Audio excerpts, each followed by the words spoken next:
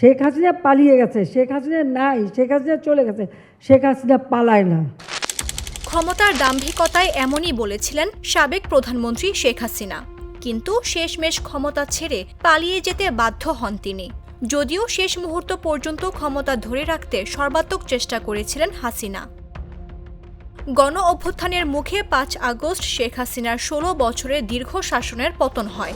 এই ঘটনা ঘটার আগে ৪ আগস্ট রাত থেকে ৫ আগস্ট সকাল পর্যন্ত চলে নানা নাটকীয়তা। কেমন ছিল গণভবনে হাসিনার শেষ কয়েক ঘন্টা? ৪ আগস্ট শেখ হাসিনা দলীয় কর্মীদের মাঠে নামার নির্দেশ দিলে দিনভর সারা দেশে ব্যাপক সংঘাত ও প্রাণহানি ঘটে। এতে প্রাণহানির পরও ছাত্র জনতার আন্দোলন সামাল দিতে পারেননি তিনি। যদিও এ পরিস্থিতি উপলব্ধি করতে পেরে সেদিন রাতেই শেখ হাসিনাকে তার একজন উপদেষ্টা সহ কয়েকজন নেতা বোঝানোর চেষ্টা করেন। তারা সেনাবাহিনীর কাছে ক্ষমতা হস্তান্তরের পরামর্শ দেন, তবে তিনি তা মানতে চাননি, বরং ৫ আগস্ট সকাল থেকে কারফিউ আরও কড়াকড়ি করতে বলেন।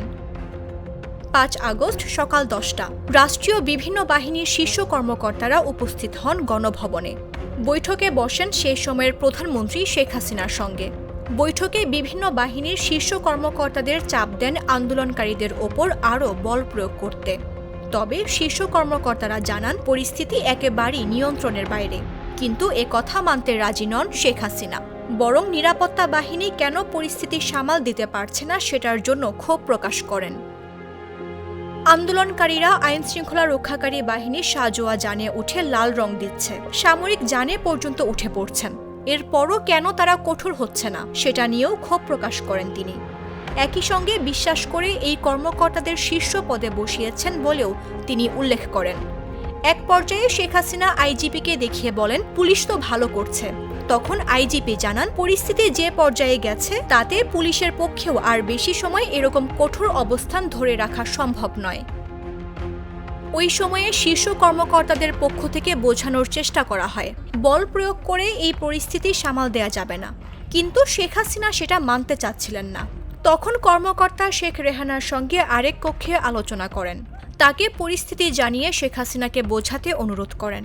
শেখ রেহানা এরপর বড় বোন শেখ হাসিনার সঙ্গে আলোচনা করেন, কিন্তু তিনি ক্ষমতা ধরে রাখতে অনড় থাকেন। এক পর্যায়ে বিদেশে থাকা সজীব ওয়াজেদ জয়ের সঙ্গেও ফোনে কথা বলেন একজন শীর্ষ কর্মকর্তা। এরপর জয় তার মায়ের সঙ্গে কথা বলেন। তারপর শেখ হাসিনা পদত্যাগে রাজি হন। তখন তিনি একটা ভাষণ রেকর্ড করতে চান জাতির উদ্দেশ্যে প্রচারের জন্য। ততক্ষণে গোয়েন্দা তথ্য আসে, বিপুল ছাত্র জনতা শাহবাগ ও উত্তরা থেকে গণভবন অভিমুখে রওনা হয়েছে। দূরত্ব বিবেচনায় ৪৫ মিনিটের মধ্যে শাহবাগ থেকে গণভবনে আন্দোলনকারীরা চলে আসতে পারে বলে অনুমান করা হয়। ভাষণ রেকর্ড করতে দিলে গণভবন থেকে বের হওয়ার সময় নাও পাওয়া যেতে পারে। এই বিবেচনায় শেখ হাসিনাকে ভাষণ রেকর্ডের সময় না দিয়ে ৪৫ মিনিটের সময় বেঁধে দেয়া হয়।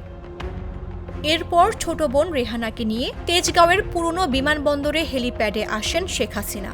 সেখানে তাদের কয়েকটি লাগেজ উঠানো হয়। তারপর তারা বঙ্গভবনে যান।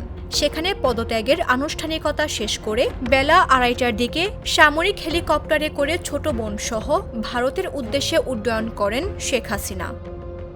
জানা গেছে, হেলিকপ্টারটি ভারতের আকাশে প্রবেশের পর কিছুক্ষণ উড্ডয়ন করে। পরে আগরতলায় বিএসএফের একটা হেলিপ্যাডে অবতরণ করে।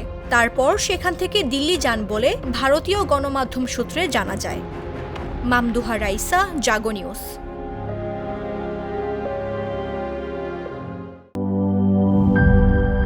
সানবিট সব দিবে সামাল। সানবিট ম্যাজিক প্রেস ডিশওয়াশিং এর মাথা ঘোরানো সলিউশন।